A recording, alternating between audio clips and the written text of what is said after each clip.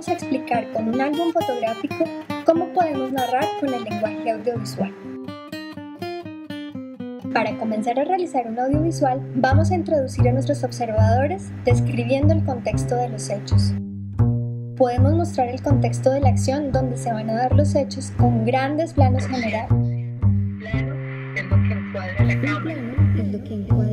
Un gran plano general nos indica en qué país estamos o en qué región climática, la estación del año, el clima, hora del día o lugares públicos, que nos sitúan en un momento histórico.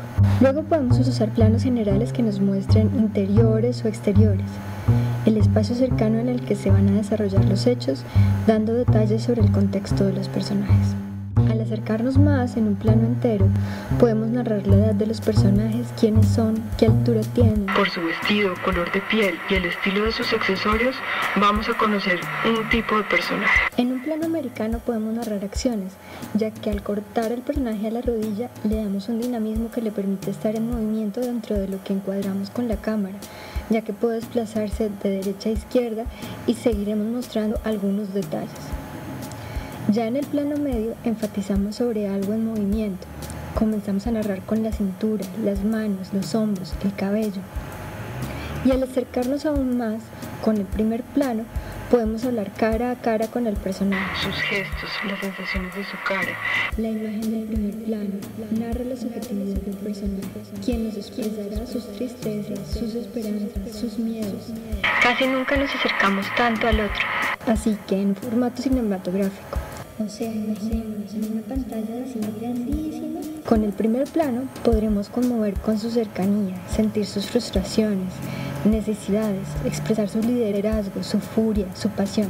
Casi que podríamos oler al personaje. Y para describirlo aún más, también podemos usar algunos planos detalle, dando apoyos que redunden en la acción que realiza. Podemos dar al observador claves sobre el nerviosismo de las manos, el tipo de calzado, la tersura de la piel, detalles sobre el material de los cubiertos de la mesa, marcas de dientes en un lápiz, sensaciones que punzarán como una aguja. El ángulo en que encuadramos una imagen con la cámara denota dónde se encuentra parado el observador y también connota otros aspectos de la subjetividad del personaje. Cuando encuadramos la cámara con el ángulo normal, el observador es otro más en el plano, no enfatizamos nada en especial. Mientras que con un plano picado, vemos al personaje pequeño, escalando, trepando una frustración, oprimido por una circunstancia. Por el contrario, con el contrapicado, es el observador el que va a estar bajo el poder del personaje que puede apuntarle, gritarle, demandarle una actitud sumisa. Con otra perspectiva, la inclinación lateral nos permite ver más allá del primer plano. La postura dinámica de la inclinación lateral nos muestra una perspectiva que no se acostumbra cuando estamos parados o sentados. Así que se usa en algunos programas de música juveniles, en novelas asiáticas o animaciones manga. O cuando queremos describir que va a suceder algo fuera de lo normal.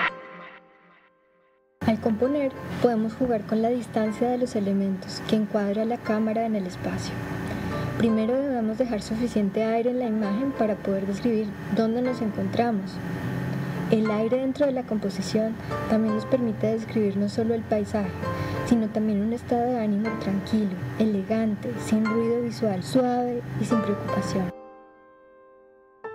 Ya al incluir líneas curvas en la composición, nos irrumpe pensar en lo natural. En las formas humanas, femeninas, en los asentamientos de agua, en formas blandas, líquidas, amenas, amables. Pero cuando nos chocamos con líneas rectas, casi siempre vemos composiciones arquitectónicas, geometría realizadas por el hombre. Las líneas inclinadas nos denotan agilidad, desplazamiento, perspectiva, crecimiento.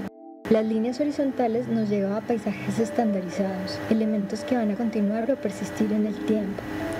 Las líneas verticales también connotan reglas, ya que las vamos a encontrar principalmente en rejas, edificios corporativos, tótems. Normalmente los objetos frente a una cámara se sitúan a la misma distancia prudente en que nos acercaríamos en la casa, sin invadir su privacidad y sin que nos muestren mayores detalles. La distancia entre los objetos y la cámara y el lente que usemos para enfocarlos ofrecen diferentes profundidades de cámara. Dependiendo del lente que escojamos, podremos ver todo enfocado o focalizar en un detalle. Cuando queremos describir un ambiente o un espacio, un objeto o un personaje con todos sus detalles claramente, el plano tiene gran profundidad de campo.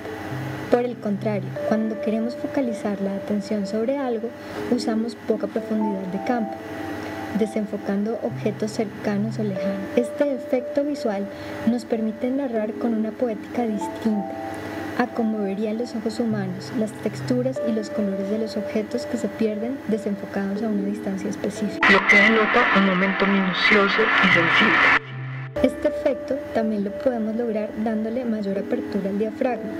Entre más diafragma, menor profundidad de campo, aunque también depende de la iluminación y de la distancia en que se encuentren los objetos.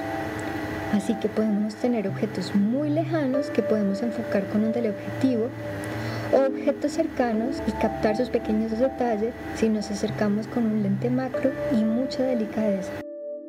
Por el contrario, si queremos captar imágenes donde todo se encuentra en foco, incluso objetos cercanos y fondos lejanos, podemos usar un gran angular que además nos muestra una perspectiva distorsionada, como si los objetos fueran vistos desde una esfera.